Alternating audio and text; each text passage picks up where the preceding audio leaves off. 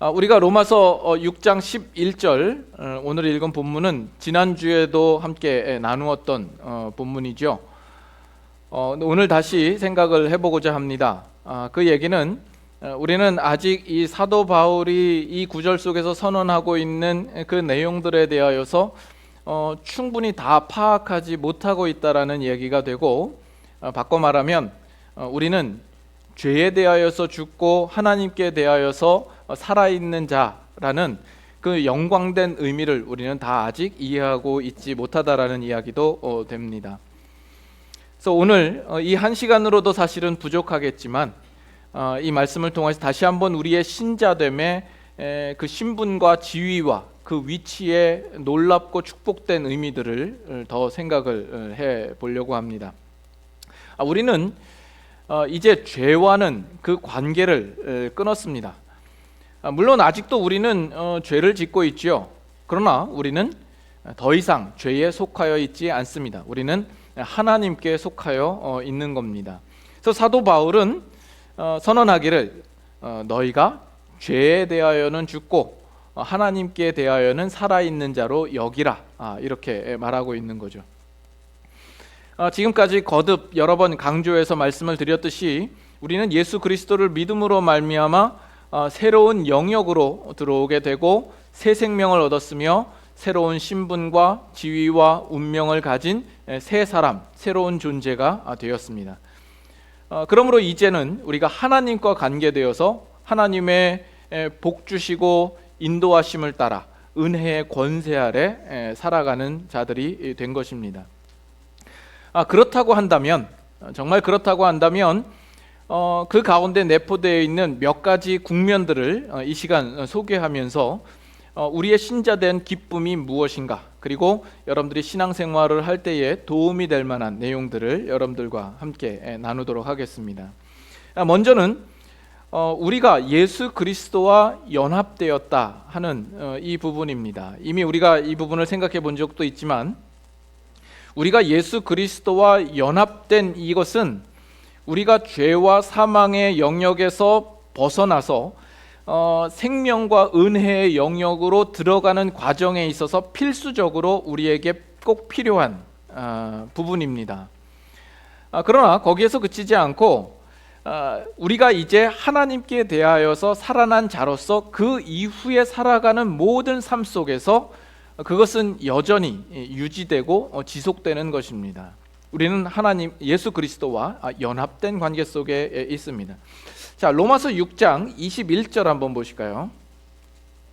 6장 21절에 보면 너희가 그때에 무슨 열매를 얻었느냐? 이제는 너희가 그 일을 부끄러워하나니 이는 그 마지막이 사망임이니라.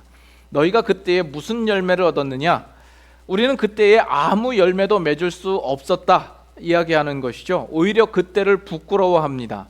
왜냐하면 그 마지막은 열매이기는커녕 사망만이 자리하고 있기 때문에 그렇다는 겁니다.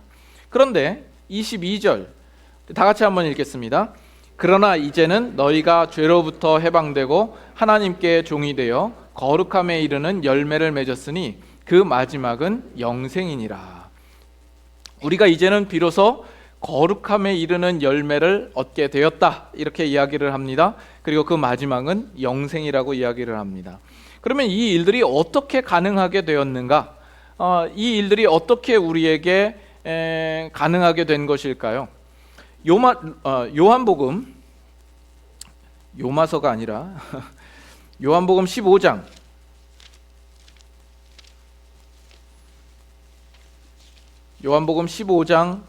5절부터 7절 말씀 보겠습니다. 요한복음 15장 5절부터 7절 말씀. 자, 제가 먼저 읽고 7절만 같이 읽도록 하죠. 나는 포도나무여 너희는 가지라. 그가 내 안에 내가 그 안에 거하면 사람이 열매를 많이 맺나니 나를 떠나서는 너희가 아무것도 할 수 없음이라. 사람이 내 안에 거하지 아니하면 가지처럼 밖에 버려져 마르나니 사람들이 그것을 모아다가 불에 던져 사르느니라. 다 같이 너희가 내 안에 거하고 내 말이 너희 안에 거하면 무엇든지 원하는 대로 구하라. 그리하면 이루리라. 우리가 잘 아는 포도나무와 가지의 비유입니다.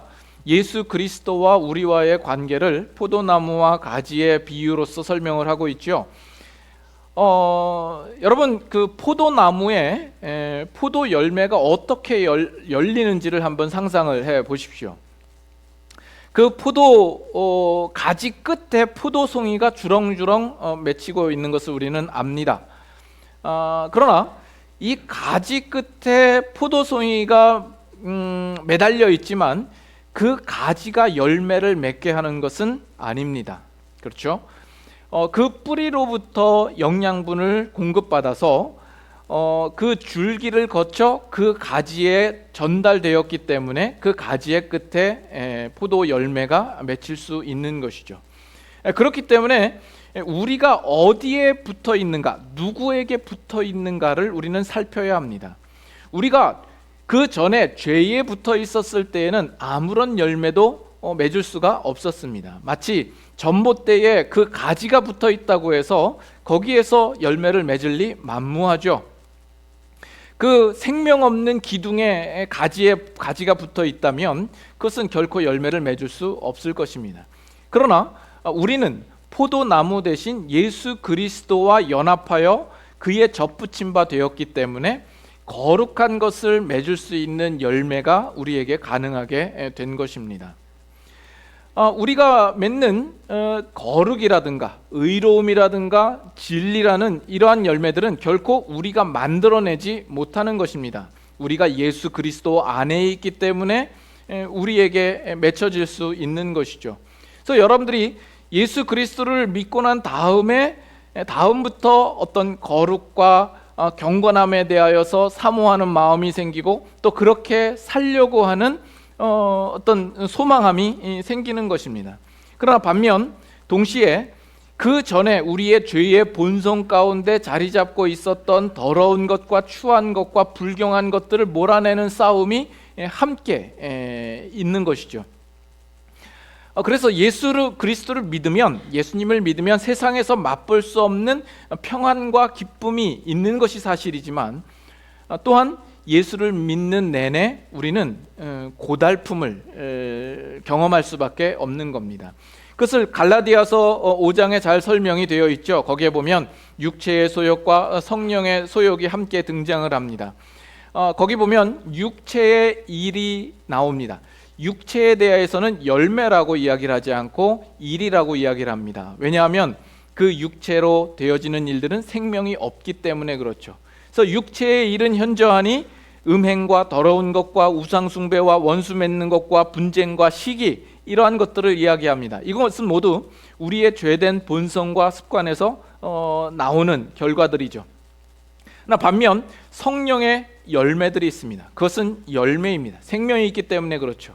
우리가 잘 아는 성령의 9가지 열매가 나오는 거죠. 사랑과 희락과 화평과 오래 참음과 자비와 양성과 충성과 온유와 절제라. 이것은 우리가 예수 그리스도를 믿음으로 말미암아서 그와 연합되고 그렇기 때문에 생명 있는 열매가 우리에게 맺힐 수 있게 되는 것입니다. 그러나 거기에서 육체의 소욕은 성령을 거스르고 성령은 육체를 거스른다, 이런 내용이 나오게 되는 거죠. 그래서 우리의 신자의 삶 가운데 그런 갈등이 있을 수밖에 없는 겁니다. 또 어떤 면에서는 그런 갈등이 있다라는 것은 그가 신자이다라는 것을 또한 증명하는 것이죠. 만약에 신자가 아니라고 한다면 성령의 소욕에 대해서 전혀 알지 못할 것이요, 그러한 갈등과 고민조차 가지지 못하는 인생일 것입니다. 그래서 이 모든 것은 우리가 예수 그리스도와 연합된 관계에 있기 때문에 나타나는 현상들입니다. 그 연합된 관계를 에베소서 1장에는 또 어떻게 설명을 하냐 하면 에베소서 1장으로 한번 가보겠습니다. 에베소서 1장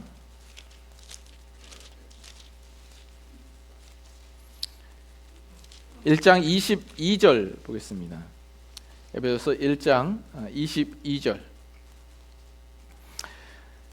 또 만물을 그의 발 아래에 복종하게 하시고 그를 만물 위에 교회의 머리로 삼으셨느니라. 다 같이 있습니다. 교회는 그의 몸이니 만물 안에서 만물을 충만하게 하시는 이의 충만함이니라. 여기는 예수 그리스도와 우리와의 연합된 관계를 어떻게 묘사를 하냐면 예수 그리스도께서 머리 되시고 우리는 그의 몸 된다 이야기를 합니다. 여기 교회라는 단어가 나오는데 이 성경에서 교회라는 단어를 언급될 때에는 우리 일반적으로 사람들이 아는 것처럼 이런 건물이나 아니면 조직체의 교회를 이야기하는 것이 아닙니다. 성경이 교회를 이야기할 때는 주를 믿는 하나님의 백성을 총체적으로 일컫는 말입니다. 그래서 예수 그리스도를 믿는 그리스도인들이 예수 그리스도의 몸이 되는 겁니다. 근데 우리가 주목할 것은 23절입니다. 23절을 보실 때 여러분들의 그 학창 시절의 국어 실력을 잘 발휘하셔서 한번 생각을 해보시기 바랍니다. 교회는 그의 몸이니 만물 안에서 만물을 충만케 하시는 이의 충만함이라 이렇게 나와 있는데, 만물을 충만케 하시는 이는 누구입니까? 누구죠? 예수 그리스도이시겠죠. 만물 안에서 만물을 충만케 하시는 이는 예수 그리스도입니다. 그러면 그 충만케 하시는 이의 충만함은 무엇입니까? 네? 이미 예수 그리스도께서 나오셨기 때문에 그 충만함이 예수 그리스도는 아닐 거예요. 그러면 무엇이죠? 지금 이 문장에서 주어는 무엇입니까? 교회입니다. 교회. 그래서 만물 안에서 만물을 충만케 하시는 이의 충만함은 바로 교회를 두고 이야기를 하고 있는 겁니다. 이해하시겠습니까? 그래서 교회는 그의 충만함입니다. 다시 말해서 교회는 예수 그리스도의 충만함입니다. 이것은 뭘 뜻하냐면 예수 그리스도께서 교회가 없이는 자신도 충만하지 못하다라는 것을 이야기하는 겁니다. 예수님께서 만물을 충만케 하시는 이이시지만 교회인 우리와 함께 하시지 아니하시면 그 자신도 충만하지 않기로 하신 것입니다. 놀랍지 않습니까? 우리는 예수 그리스도와 연합된 관계이고 그 연합된 관계를 지금 이렇게 설명을 하고 있는 거예요. 좀 빈약한 비유를 들어서 설명을 하자면 예수님께서 지금 저 천국의 하늘 보좌 우편에 앉아 계시지만 지금 머리만 가 계신 것입니다. 그의 몸된 우리는 이곳에 있는데 장차 우리도 천국에 가서 예수 그리스도와 함께 있는 그때가 되어서야 예수 그리스도께서 자신이 충만하다라고 여기시는 것입니다. 그렇기 때문에 우리는 그곳에 갈 수밖에 없는 존재가 되는 것이죠. 그래서 우리가 죄에 대하여는 죽고 하나님께 대하여는 살아있는 자 된 우리는 그런 신분과 그런 지위, 그런 위치를 우리는 가지고 있는 겁니다. 우리가 뭐라고 혼자서도 얼마든지 충만하실 수 있는 분이, 그리고 만물을 충만케 하시는 이가 우리가 아니면 충만하지 않겠다라고 이야기를 하십니까? 그러면 우리를 대하시는 그 예수 그리스도의 마음은 우리를 향한 우리의 어떤 그 대접이랄까? 뭐라 그래야 돼요? 우리를 대우하시는 것은 얼마나 대단한 것이냐라는 겁니다. 우리가 실패하려면 예수 그리스도도 실패해야 되는 겁니다. 예수 그리스도가 영광스러운 자리에 가 계시면 우리도 그 영광스러운 자리에 가게 될 수밖에 없다라는 것입니다. 이것이 우리가 예수 그리스도와 연합된 관계 속에 있다라는 놀라운 축복된 의미가 되는 것입니다. 다음으로 한 가지 더 이야기할 것은 우리가 그 하나님의 놀라운 능력과 의지를 우리는 받고 사는 자들이다라는 겁니다. 우리가 죄에 대하여서 죽고 하나님께 대하여서 살아있는 자라는 그 의미 속에는 하나님께서 우리의 인생 가운데 그 능력과 의지를 한없이 베풀어 주시는 존재가 되었다라는 것을 의미하는 것이다라는 겁니다. 사실 우리는 신자로서 이 땅을 살아가면서도 우리 스스로 우리의 인생을 책임지려고 하는 경향들이 많이 있습니다. 근데 그것은 우리가 하나님께 대하여 살아있는 자라는 그 의미를 우리가 아직 제대로 이해하고 있지 못하기 때문에 나오는 삶입니다.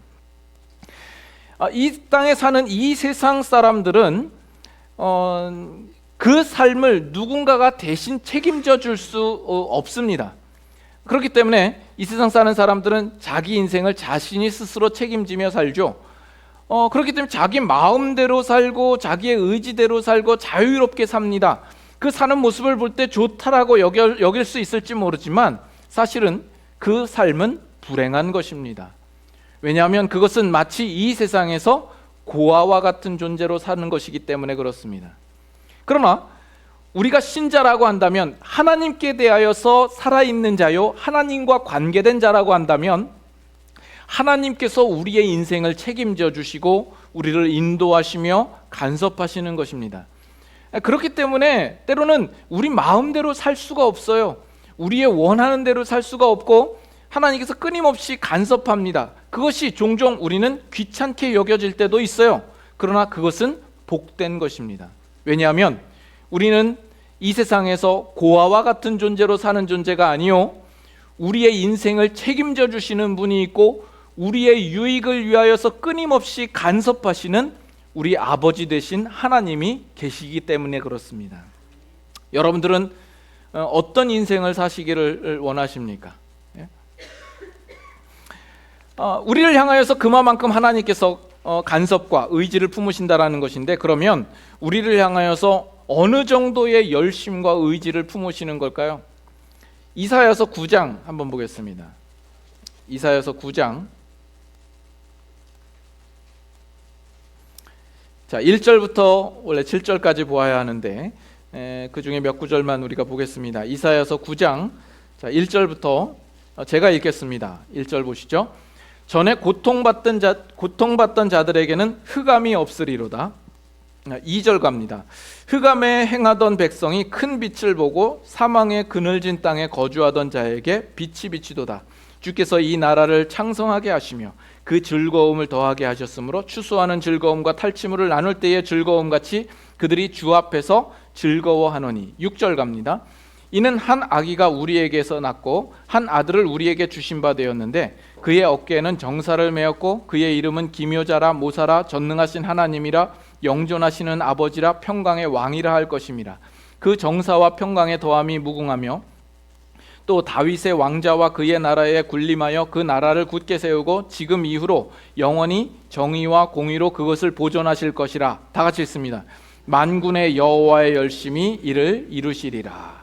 자, 지금 여기에 나와 있는 이 내용이 그 고통 가운데 있는 백성들에게 즐거움을 더하게 하실 것이라 말씀하시고, 흑암의 그늘 가운데 있는 자들에게 빛을 비추어 주실 것이라 말씀하시면서 너희에게 한 아기가 날 것이고 한 아들을 보낼 것이다 이야기를 합니다. 그 한 아기는 누구를 가리키죠? 예수 그리스도를 가리킵니다. 그래서 하나님께서 우리를 복 주시고 우리를 영광스럽게 하시기 위하여서 그 온 마음과 정성을 쏟으시며 결국 우리를 위하여서 그 메시아를 보내주시겠다라고 약속하시는 겁니다. 근데 그 일들을 하나님께서 어떻게 이루시겠다고요? 만군의 여호와의 열심히 이 일을 이루시겠다고 이야기를 합니다. 그래서 오늘날 우리가 그 예수 그리스도를 알고 예수 그리스도를 믿게 된 우리 신자들은 그 긴 역사 속에서 하나님께서 그 열심과 의지를 품으셔서 결국에는 그 만들어낸 결과물들이 되는 겁니다. 우리가 그 열심의 그 결과물이 되는 것이죠. 자, 그렇다고 한다면 나아가서 우리가 하나님과 전혀 관계가 없던 그때에도 하나님께서 우리를 미리 보시고 우리를 위하여서 그 역사 속에서 그 큰 열심과 의지를 통하여서 우리를 구원하셨다고 한다면, 예수 그리스도를 이 땅에 보내셔서 십자가에 그를 죽이시고 또 그를 부활하실 뿐만 아니라 우리를 그와 연합시키신 그 하나님께서는 우리가 이제는 하나님과 관계된 자로서 살아가는 그 삶 가운데서 얼마나 더 큰 열심과 의지를 품으시겠는가 하는 겁니다.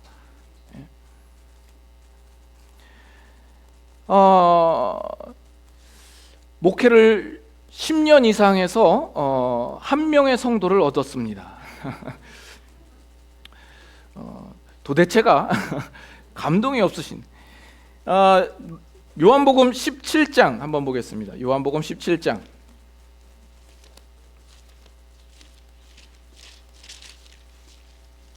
요한복음 17장 23절.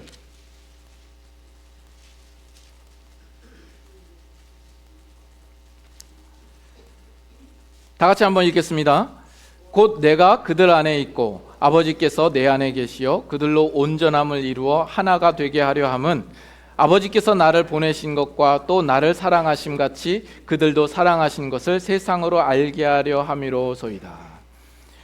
내가 그들 안에 있고 또 아버지께서 내 안에 계셔 그들을 온전함을 이루어 하나가 되게 하려 함은, 그러면서 아버지께서 나를 보내신 것, 나를 사랑하신 것 같이 그들도 사랑하신 것을 세상에 알게 하려 하심이라 이야기를 합니다.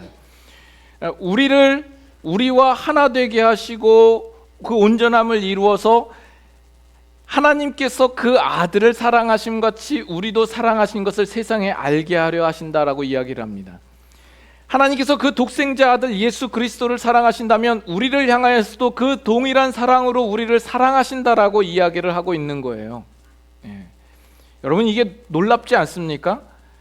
여러분, 감동이 안 되시는 거죠 지금? 사실 조금 늦었어요.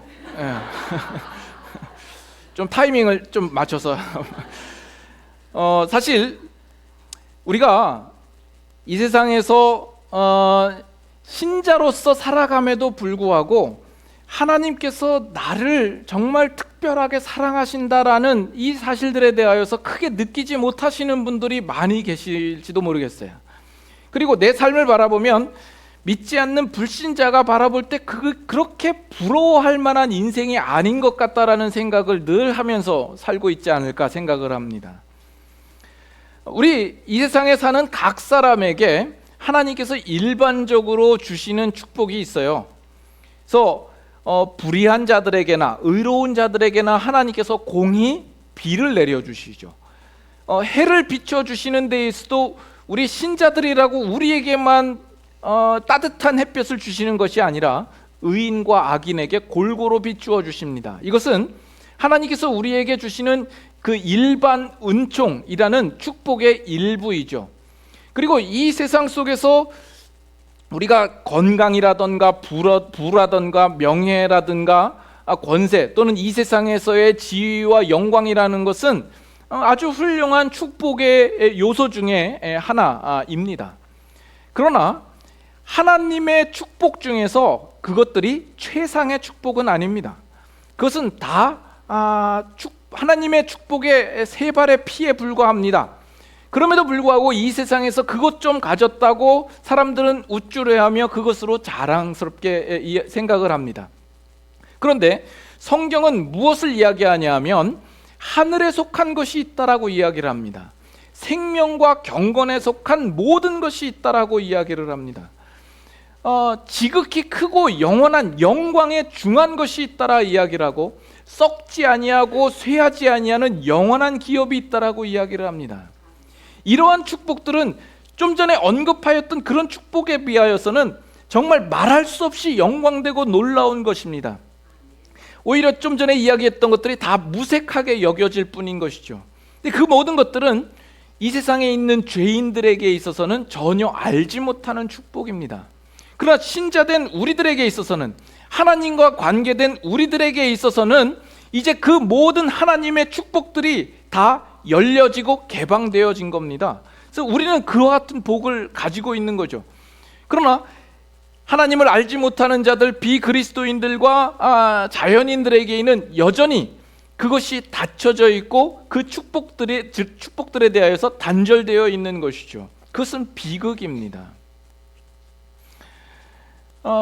우리가 그것을 누릴 수 있다는 것이 얼마나 큰 축복입니까? 그런데 거기서만이 아니라 한 가지 더 이제 더 강조드릴 것은, 사실 이것을 더 강조해서 말씀드리고 싶은 겁니다. 우리 믿는 자들에게 하나님께서 주시고자 하는 그 모든 축복의 문이 열려져서 개방되어져 있습니다. 그러나 그것을 지나서 우리를 구원하시고 예수 그리스도와 연합되게 하시고 우리를 향하여서 어떤 의지와 간섭을 베푸시는 그 하나님은 우리들이 그 하나님이 주시고자 하는 모든 은혜에, 그리고 하나님의 모든 목적하심의 특별한 대상이 되어 있는 겁니다. 우리만이 하나님의 그 특별한 대상인 것이죠. 우리를 향하여서 하나님께서 관심을 쏟으시고 우리를 사랑하시는 겁니다. 우리는 그런 대상이 되어 있는 겁니다. 그래서 로마서에서 뭐라 그러냐면, 만일 하나님이 우리를 위하시면 누가 우리를 대적하리요? 말씀합니다. 우리는 하나님이 위하시는 대상입니다. 우리는 하나님께서 언제나 편드시는 대상이 되는 겁니다. 우리가 알거니와 하나님을 사랑하는 자, 곧 그 뜻대로 부르심을 입은 자들에게는 모든 것이 합력하여 선을 이루느니라. 우리의 살아가는 모든 삶 가운데 하나님께서 언제나 간섭하셔서 그 모든 것을 선으로 만들어주시는 그런 대상이 되는 겁니다. 최근에 한국에서 좀 이슈가 됐던 그런 일들이 있었습니다. 그 고위 공직자들이 자신의 자녀들을 좋은 대학에 입학시키고 좋은 직장에 취직시키기 위하여서 그 고위 공직자로서 가지는 어떤 영향력을 행사하고 어떤 입김을 불어넣어서 그것을 그 자녀들에게 베풀어 줬다라는 그런 의혹들이 많이 나오는 거죠. 그래서 그들은 부모의 백을 힘입어서 아빠 찬스를 쓰고 엄마 찬스를 써서 누구보다 좋은 기회를 얻게 되는 거죠. 그것을 두고 이 시대의 젊은이들이 상대적인 박탈감을 느끼게 된다라는 그런 이야기를 듣습니다. 그 이야기를 들으면서 저는 이런 생각을 했어요. 저를 생각할 때 이 세상 사람들이 너무 미안해지는 거예요. 저로 인해서 이 세상 사람들이 상대적인 박탈감을 느끼지 않을까 하는 생각이 드는 겁니다. 제 뒤에는 이 세상 그 어디에도 찾을 수 없는 막강한 백이 있고 하나님의 찬스를 가지고 살아가는 존재 아닙니까? 하나님의 사랑과 하나님의 손길과 간섭 속에 있는 인생이요, 하나님이 우리를 위하셔서 누구도 대적할 수 없다라고 이야기를 하고 있고, 모든 것을 합력해서 선을 이루신다고 하고 있고, 이 세상 끝날까지 항상 나와 함께 있겠다고 말씀을 하시고, 나에게 허락된 것을 다 이루기까지는 나를 결코 떠나지 않겠다라고 말씀하시는 것 아닙니까? 그런 나를 볼 때 다른 이 세상 사람들이 상대적인 박탈감을 느끼지 않을까, 저는 심히 걱정되고 염려가 되는 거죠. 여러분들은 안 그렇습니까? 신자된 우리의 위치요, 우리가 가진 축복이요, 우리가 가진 놀라운 자랑 아닙니까? 근데 다행인지 불행인지는 모르겠습니다만 이 세상 사람들은 저를 보고 전혀 박탈감을 느끼지 않는 것 같습니다. 그것은 그들이 전혀 볼 줄 모르기 때문에 그렇죠. 그러나 한 가지 분명한 것은, 참 불행한 것은 무엇이냐 하면, 예수 그리스도를 믿는 신자들임에도 불구하고 이 부분들에 대하여서 자신의 어떤 자긍심과 어떤 그 자랑과 그 자부심을 전혀 느끼지 못하고 있다라는 겁니다. 실제로 우리 예수 그리스도를 믿는 신자들에게는 이 모든 것이 허락되어 있음에도 불구하고 전혀 누리지 못하고 살아가는 우리들의 현실이 되어버렸습니다. 왜 그럴까요? 그 가장 큰 이유는 우리가 죄에 대하여서는 죽고 하나님께 대하여는 살아있는 자라는 그 놀라운 가치를 우리는 아직 모르고 있기 때문에 그렇습니다. 우리는 이미 다른 영역에, 새로운 영역에 들어와 있음에도 불구하고 여전히 그 과거에 우리가 있었던 저 세상에 있는 것들을 소원으로 삼고 그것을 바라보고 추구하고 있기 때문에 그렇습니다. 이것은 마치 출애굽한 이스라엘 백성들이 광야에 나와서 그들이 생각하는 그런 모습과 상당히 비슷합니다. 가나안 땅에 들어가기를 거부하고 그 광야 가운데 거하고 있는 이스라엘 백성들이 가지고 있는 마음에 품은 생각들과 비슷하다라는 겁니다. 광야에 나와 보니까 이 광야에서 사는 사람들이 그 전에 살았던 애굽에서 종살이 했었을 때의 그 삶보다 훨씬 못해 보이는 거예요. 그래서 이 출애굽한 이스라엘 백성들이 어떤 불만을 갖죠? 성경에 보면 그래도 우리가 애굽에서 있었을 때는 고기가 막 곁에서 우리가 많은 것을 먹지 않았느냐? 그때 파도 먹고 뭐 마늘도 먹고 수박도 먹고 참외도 먹고 그랬는데 지금은 아침에도 만나 저녁에도 만나 먹을 것이 없다라는 것 아닙니까? 그들은 지금 무엇과 무엇을 비교하고 있죠? 지금 광야에 나와 있는 그들의 현재 상태와 애굽과를 비교하고 있어요. 그러나 하나님께서 이스라엘 백성들을 출애굽한 것은 그들로 하여금 가나안 땅에 들어가기 위하여서 그들을 부른 겁니다. 그리고 그 가나안 땅은 애굽이랑은 비교할 수 없이 보다 풍요롭고 자유로운 땅입니다. 그러나 이스라엘 백성들이 그 가나안 땅에 대한 하나님의 약속에 대한 그 시야를 가지지 못하고 그것이 그들에게 실제적으로 경험되지 않고 그들의 손에 쥐어지지 않았기 때문에 그들은 과거만을 바라보고 과거를 추억하고 지금 있는 현실에 대하여서 늘 불만과 불평을 품고 있는 거거든요.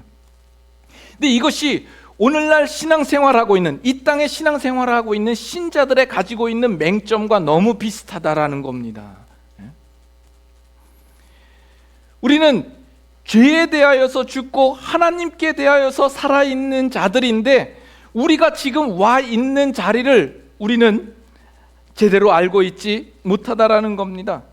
우리의 처해 있는 상태를 우리가 지금 눈으로 보고 있는 이 가시적인 현실로만 모든 것을 판단하고 기준하여서 생각을 하고 있는 것이죠. 얼마나 어리석은 태도입니까?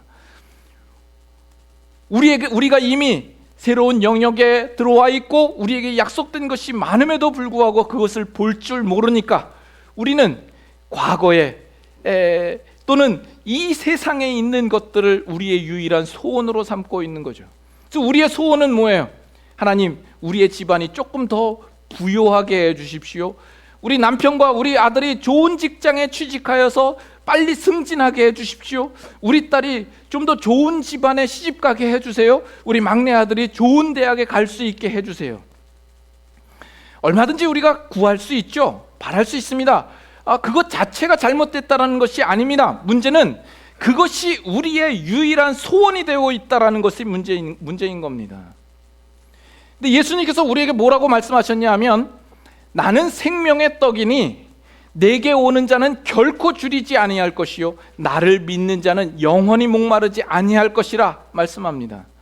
그러면 우리가 예수 그리스도께 와 있는 자라고 한다면 우리는 결코 줄이지 않는 자여야 하고 영원히 목마르지 않는 자여야 합니다. 그러나 보통 우리 신자들을 만나보면 정말 얼마나 가난한지 거의 아사 직전에 와 있는 성도들 같아 보여요. 얼마나 목말라서 갈증을 호소하는지 탈진 상태에 놓여 있는 신자 같을 때가 너무나도 많은 겁니다. 왜 그렇습니까? 왜 그렇죠? 우리가 먹어도 배부르지 않을 만한 것들을 우리가 추구하며 살고 있고 마셔도 우리의 갈증을 해소할 수 없는 것들을 마시고 있기 때문에 그렇습니다. 여러분의 일례를 들어서 여러분의 자녀 문제에 대해서도 여러분의 자녀가 다른 집안보다 못하고 자녀가 좋은 대학에 가지 못하고 올바로 좀 더 이 세상 속에서 성공적으로 살지 못한 부분들에 대하여서는 속앓이를 하고 속상해하면서도 그 자녀가 하나님을 두려워하지 않는 일에 대하여서는 전혀 속상함을 느끼지 못하는 것이죠. 주여, 그렇습니다. 우리가 죄에 대하여는 죽고 하나님께 대하여는 살아있는 자라는 그 안에 포함하고 있는 놀라운 의미와 우리를 향하여서 약속되어져 있는 그 축복된 내용들을 우리가 알 필요가 있습니다. 이미 그 안에 모든 것이 우리에게 허락되어져 있는 겁니다.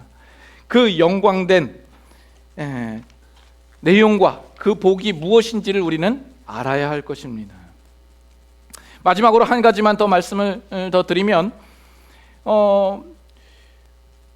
우리를 향하여서 가지시는 하나님의 목표가 무엇인가 하는 겁니다. 우리를 예수 그리스도와 연합을 시켰어요. 그리고 우리의 살아가는 인생 속에 하나님께서 열심과 의지를 품으세요. 그렇게 함으로써 우리를 향하여서 가지시는 궁극적인 목표는 무엇일까 하는 겁니다. 에베소서 1장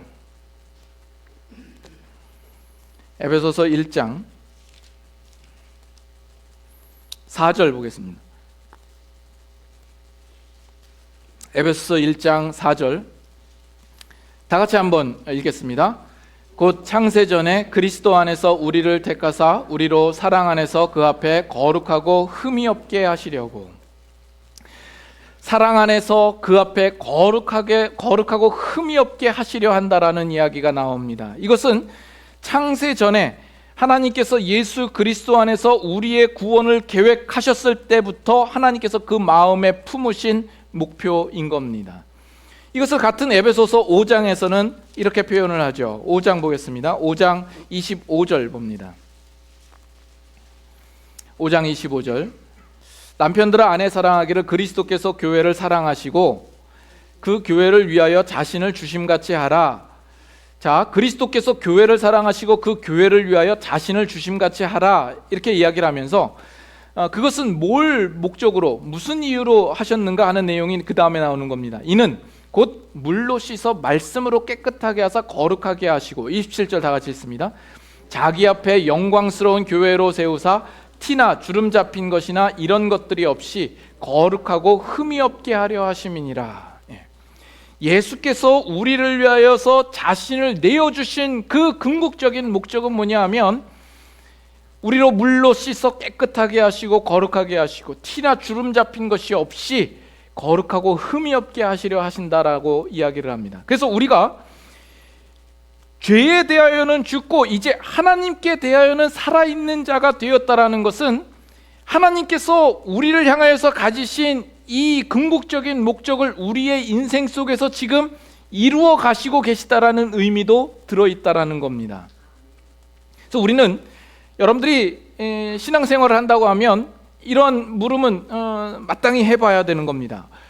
왜 하나님께서 자기 아들 독생자 예수 그리스도를 우리에게 보내주셨을까? 왜 예수 그리스도를 십자가에 못 박게 하셨을까? 왜 예수님께서 부활하게 하셨고 왜 예수님께서 우리와 연합된 몸을 이루게 하셨을까? 그리고 우리의 인생 가운데 왜 하나님께서 그토록 열심과 의지를 가지셨는가?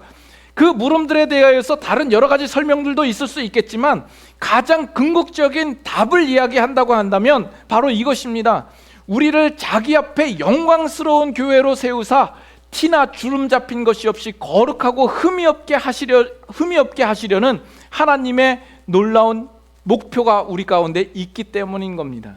그리고 이 일들을 하나님께서 이루시고야 말 것입니다. 그 일에 대해서는 실패가 없으실 겁니다. 왜냐하면 하나님께서 시작하신 일이기 때문에 그렇습니다. 그래서 빌립보서 1장 6절에 보면 너희 속에 착한 일을 시작하신 이가 그리스도 예수의 날까지 이루실 줄 확신하노라, 이렇게 이야기를 하고 있죠.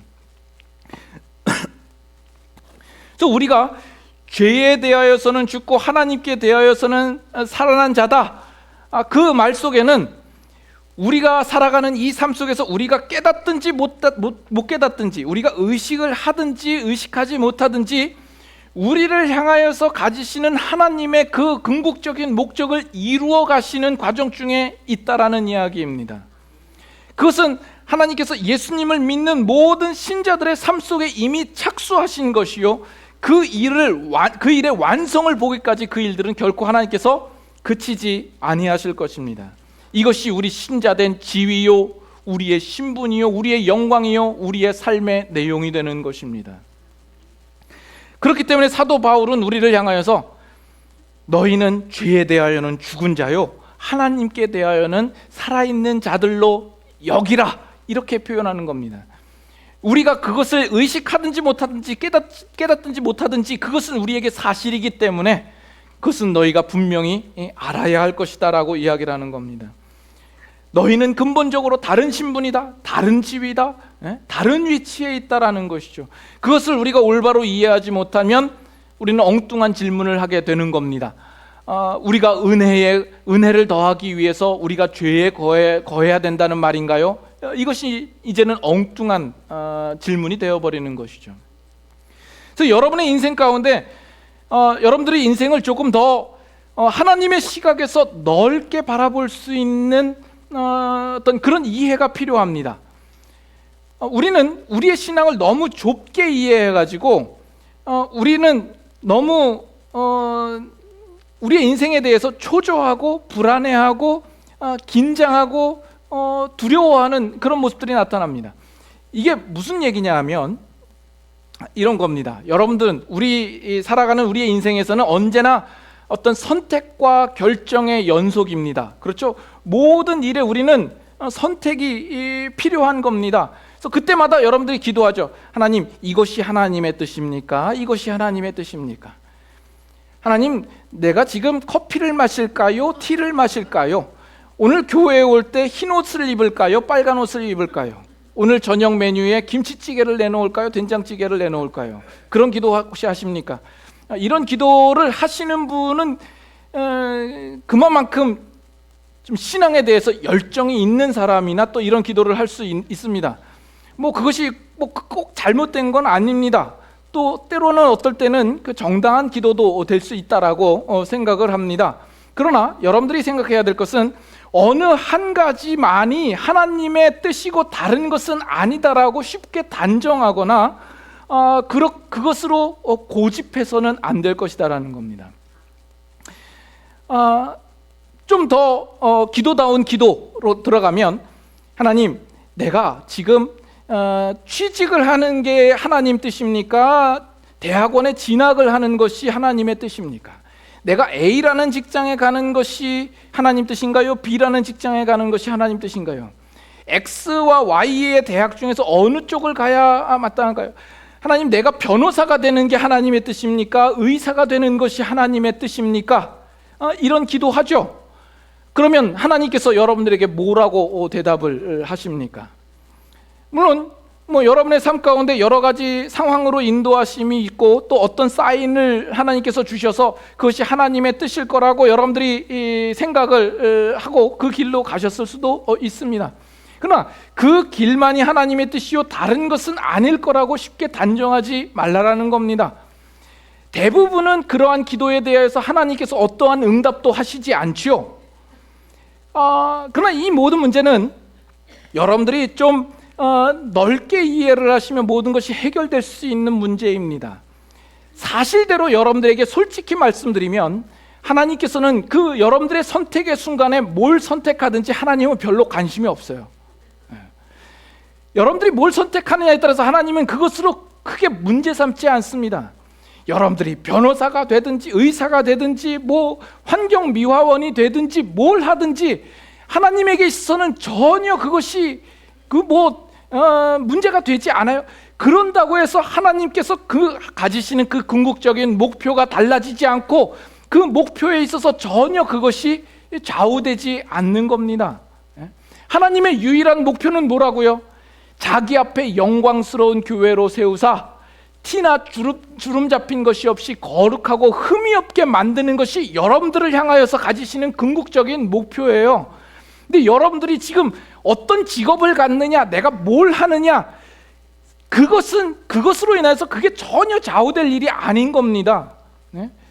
그 어떤 자리를 가도 그 가운데서 하나님은 그 목표를 이루어 가실 겁니다. 그래서 여러분들이 그런 선택의 자리에서 여러분들이 가야 하는 길이 죄가 아니라고 한다면 여러분 마음대로 결정하세요. 어느 쪽으로 가도 거기에 하나님의 뜻이 있거든요. 그러나 여러분들이 기억해야 할 것은 여러분의 인생 가운데 하나님께서 가지시는 그 궁극적인 목표가 있다라는 것이요, 그리고 여러분들이 어느 길을 가든지 여러분들이 만나는 상황들을 하나님께서 사용하셔서 그 목적들을 이루어 가는 대로 하나님께서 쓰실 것이요, 여러분들은 그 하나님의 목적을 여러분들도 마음에 품으시고 그것을 소원하시고 그것을 기준 삼아서 여러분의 삶의 목표를 정하시는 것입니다. 그래서 여러분들의 인생을 향하여서 하나님께 가지시는 그 궁극적인 목표가 있다라는 사실을 분명히 알아야 합니다.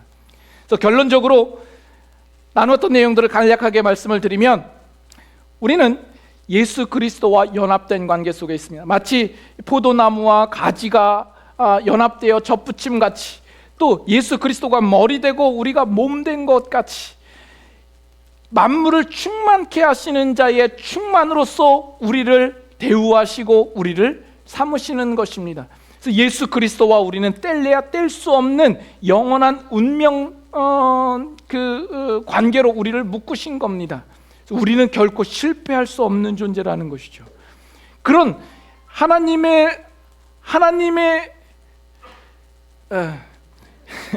하나님께 대하여서 살아있는 자로서 살아가는 우리의 삶 속에 하나님께서 끊임없이 의지를 품으시고 열심을 품으시고 간섭을 하신다라는 것이죠.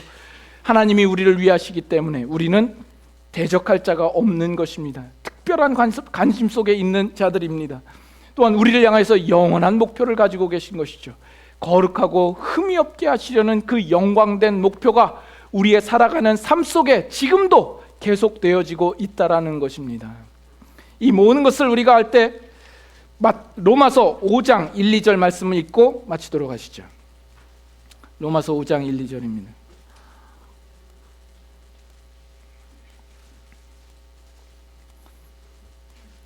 로마서 5장 1, 2절.